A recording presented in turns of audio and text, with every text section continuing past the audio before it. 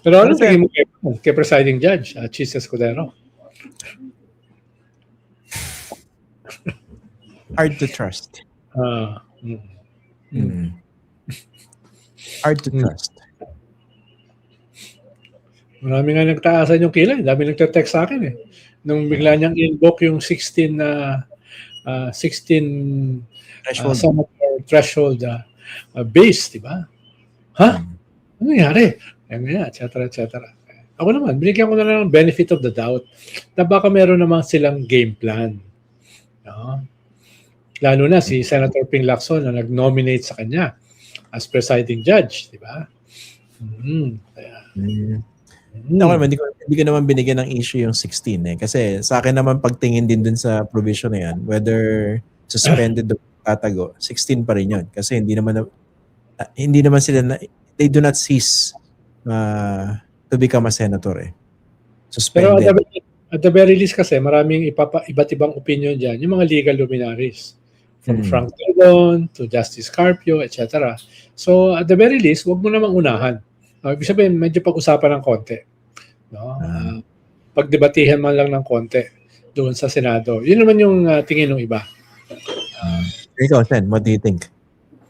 Well, bibigyan ko nga ng benefit of the doubt dahil baka going there, nag-meeting naman yung majority, hindi naman kasi nagtanong yung majority, hindi naman kumontra, kaya ina-assume ko, baka napag-usapan naman yan. At dahil napag-usapan, meron naman siguro silang game plan. Ayoko naman dahil sino ba naman ito? Diba? Sino ba naman tayo? No? Wala naman tayong alam dyan sa mga prosesong yan. Diba? Walang alam. Kaya, bibigyan ko ng benefit of the doubt for now. Siyempre, yung mga iba, una, tumaas na nga yung kilay nung naging presiding judge, si Mr. Forthwith. Diba? Na may mga kasalukuyang pang pending cases. Tapos unang araw pa lang meron kaagad posisyon dito sa 16 na threshold. Diba? So, what was that about? Yun yung mga nagte-text sa akin. Hindi ko na sabihin kung sino nagte-text. No? Pero marami nag-text. Diba, you were asking kanina, Sen, what do you think dito sa presiding officer ng Senado? Ito lang, word of caution. Minsan kasi paggantingin ng mga kababayan natin habang pinapanood to, performance, siyempre mas nagiging performative yung mga cast of characters. Huwag tayo ma-entertain dito. This is not this should not be a spectacle. Kung nakita nyo kanina na fairly disimulado yung pag-handle ni Senator Chis doon sa mga objections, etc. Huwag po yung tipo, talagang dapat siya eh. Diba? Huwag ganon. Kasi that should be the minimum. Tingnan niyo yung sustansya ng mga ginagawang desisyon. Wag po tayong basta-basta Kumbaga taasan natin yung bar natin. Katulad nung green box, katulad nung 16 senator threshold. No? Ay, yung box yung ibabalik sa BAR. Mga ganun ba? Pero again, ulitin ko. What was that about? Again, ulitin ko. Bibigyan ko sila ng benefit of the doubt. No? Parang unang araw pa lang naman eh. Diba? Unang araw pa lang naman. Medyo natanong ko lang yung spokesperson nila. No? Anong pilido nun? Ligod? Ligod ba yun? Sino? Attorney Ligod. Yung dating spokesperson a year ago ng Senate Impeachment Court. Siya uli yung spokesperson na yun eh. So, natanong ko siya. Hindi ko alam. Sorry, siya pa rin. Siya uli. Bakit naman kinakailangan lagi na sa tabi ng presiding judge si Senate President Win Gatchalian? Oo nga. Bakit? Diba? Parang andun siya, nagbabasa, etc. Parang hindi lang maganda yung optics na yung taas na opisyal ng Senado nandun habang yung katabi niya ay salita ng salita. Parang iba yung dating. No? Parang siyang assistant. Parang siya yung naging assistant. Ang paliwanag niya ay si Senate President Pimentel, yung impeachment ni ERAP, ganoon din naman, nasa tabi ni Chief Justice Davide. No? Davide yun, di ba? Okay, ERAP. So, ang sabi ko naman, iba naman yung sa isip ko, iba naman yung senador katabi Chief Justice. Siyempre, mas maganda compare siya sa Chief Justice. Ito kasi kapwa senador eh. Tapos yung presiding judge, mas mababa sa kanya in terms of ranking. Tapos kung ikaw ay tahimik dun sa katabi niya, baka mas mabuti na bumaba ka na lang. No?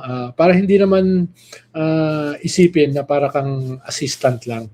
Diba? Yeah. Actually, same thoughts, Senedo. What was that all about? Kanina rin, medyo hindi maganda yung optics.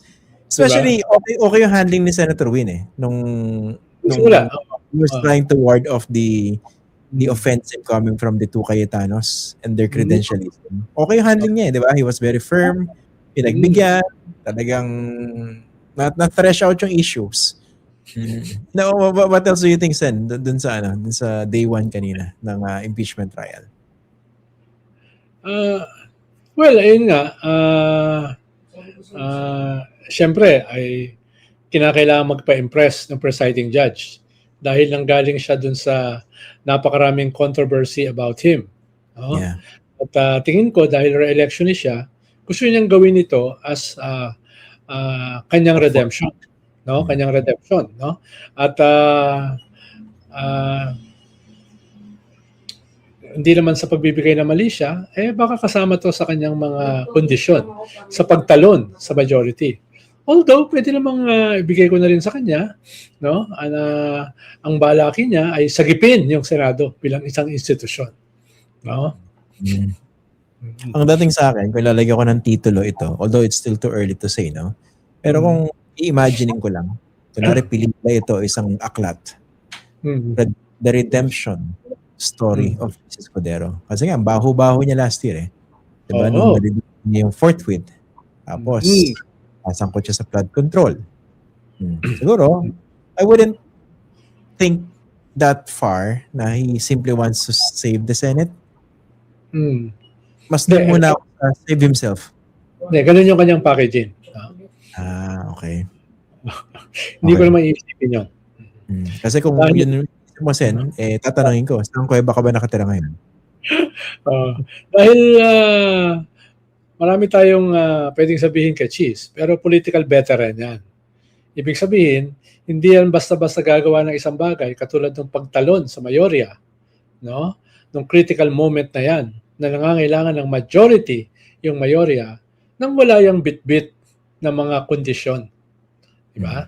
So, tapos, syempre, hindi rin bagito yan, mayroon niyang kasama na narrative at saka spin. Pero at the same time, alam niya na hindi sapat yung kanyang pagtalon. Hindi sapat yung kanyang pagsagip sa Senado, no? Sa pamamagitan ng bagong majority. Kwan lang yan, parang panimula lang yan. Kaya hindi ako magugulat na isasama niya yung pagiging presiding judge as part ng kanyang calculation. Hindi ko minamasama yun, ha? Hindi ko minamasama yun. Lahat naman tayo naghahanap ng redemption. No? Pero siguro dahil hindi naman ganong klaseng redemption yung kailangan natin, dahil hindi naman ganong nangyari sa ating pagkadurog. Hindi naman ganon yung ating naging kasalanan. Kaya kung magkakaroon tayo ng redemption, ay kaunti lang. No?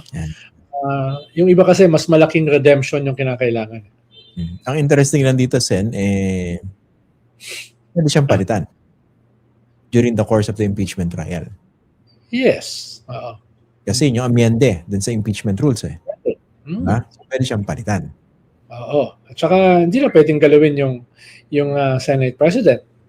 Diba? Dahil 8 na lang yun nasa minority. Kahit may tumalon, 9 lang yun. Yeah. So kailangan mo pa rin ng 13 dahil naging president na yung 13 eh. No, yun yung ginawa eh. So, in a way, parang wala na rin value. Kahit palitan siya at magalit siya at tumalon siya, bumalik siya uli dun sa minority.